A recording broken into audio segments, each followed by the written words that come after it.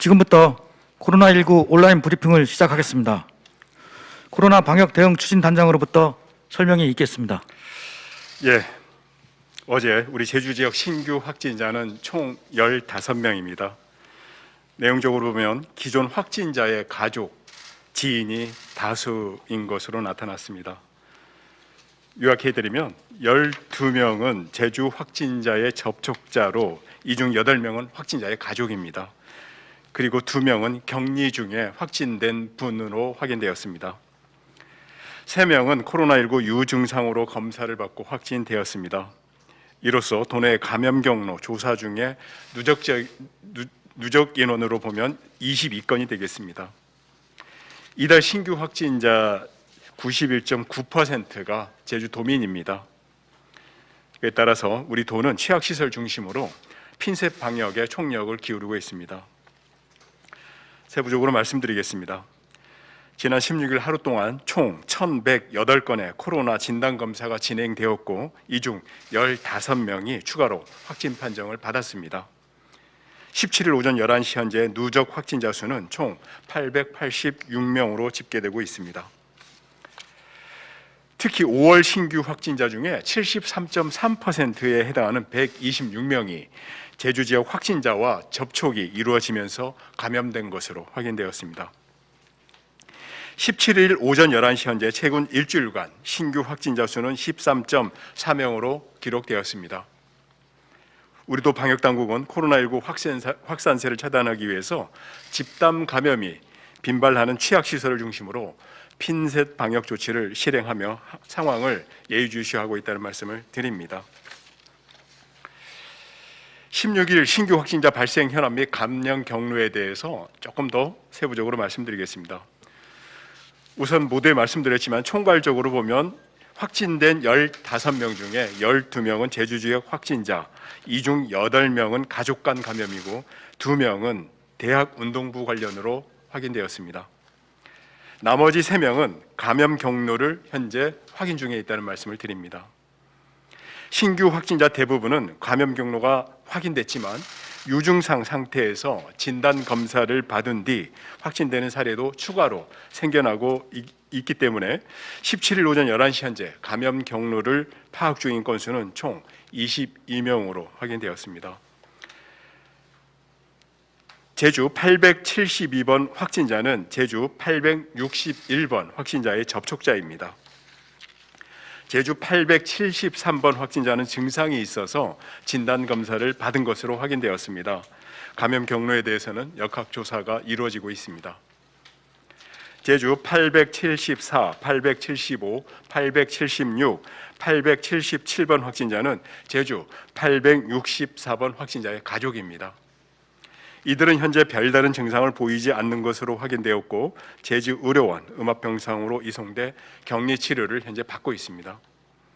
제주 878번 확진자는 779번 확진자의 접촉자입니다. 이분도 779번 확진자가 판정 직후에 실시된 코로나19 진단검사에서는 음성 판정을 받고 자가격리를 진행해 온 분입니다.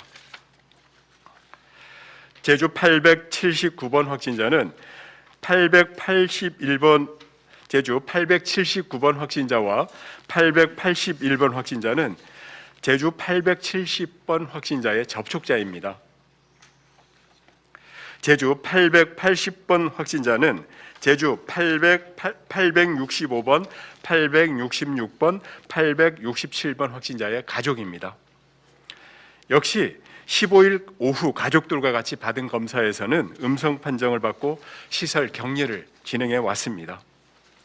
제주 882번 확진자, 883번 확진자, 884번 확진자는 모두 가족으로 차례로 코로나19 유증상이 나타남에 따라 검사를 받고 확진된 것으로 조사되었습니다. 이들 가족 중에 884번이 지난 13일 콧물, 가래 증상이 발생한 것으로 나타났고 가족의 감염 경로는 이 884번 확진자의 감염 이후 다른 가족에게 전파된 것으로 저희들은 추정하고 있습니다. 다만 884번 감염 경로에 대해서는 현재 역학조사를 진행 중이라는 말씀을 드립니다. 또한 제주 885번 확진자는 증상이 있어서 진단 검사를 받은 것으로 확인됐고 현재 감염 경로에 대해서는 파악 중에 있습니다. 제주 886번 확진자는 719번 확진자의 접촉자입니다. 역시 719번 확진자가 판정된 직후에 진단 검사에서는 음성 판정을 받고 자가 격리 중에 있었던 분입니다. 현재는 증상이 없는 것으로 파악되었습니다. 우리 도에서는 이들 확진자들의 진술을 확보하고 이동 동선과 접촉자를 현재 확인하고 있다는 말씀을 드립니다. 한편 17일 오전 11시 현재 제주 지역에 격리 중인 확진자는 총 147명이고 격리 해제자는 739명입니다. 제주 지역 코로나19 예방접종 진행 상황을 말씀드리겠습니다. 지난 16일에는 예방접종이 진행되지 않았습니다. 따라서 백신 접종 1차 완료자는 기존과 같이 46,647명이고 2차 완료자는 14,775명입니다. 다음은 주말 사이에 1,069건의 방역 위반 집중 단속이 이루어졌습니다.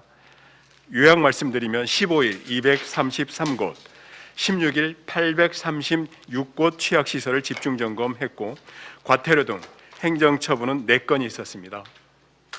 10일에서 16일까지 일주일간 총 3,738곳이 확인되었고 행정처분 포함 총 59건이 적발되었습니다.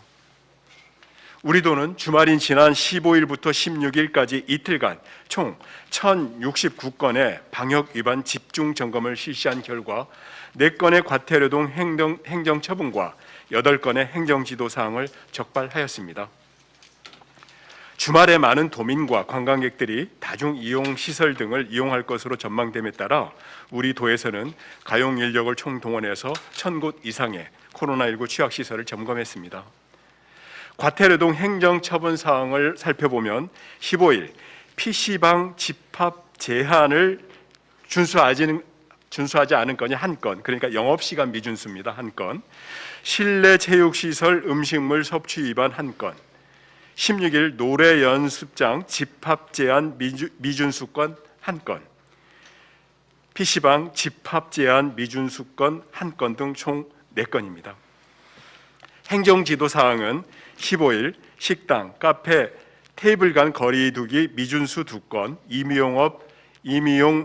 이용자 마스크 미착용 1건, 16일 식당, 카페, 테이블 간 거리 두기 미준수 1건, 농어청 민박, 출입자 명부 작성 미흡 2건, 체온계 미비치 1건, 손소독제 미비치 1건 등입니다. 우리 도에서는 다시 한번 강조의 말씀드립니다. 집중 방역 기간이 끝나는 23일, 24시까지 점검을 계속 강화할 예정이고 이 기간 동안에는 무관용 원칙을 적용할 방침임을 다시 한번 강조드립니다. 또한 행정 지도를 받은 다중 이용 시설에 대한 지속적인 점검을 통해서 위반 사항이 재발되지 않도록 지도 관리할 계획입니다. 한편 우리 도에서는 5월 10일부터 16일까지 일주일간 3,738건에 대한 점검을 실시했고 과태료 행정처분 10건, 행정지도 40건 등 총 59건에 대한 위반 사항을 적발 조치하였습니다. 이상 말씀드릴 내용은 말씀드렸습니다.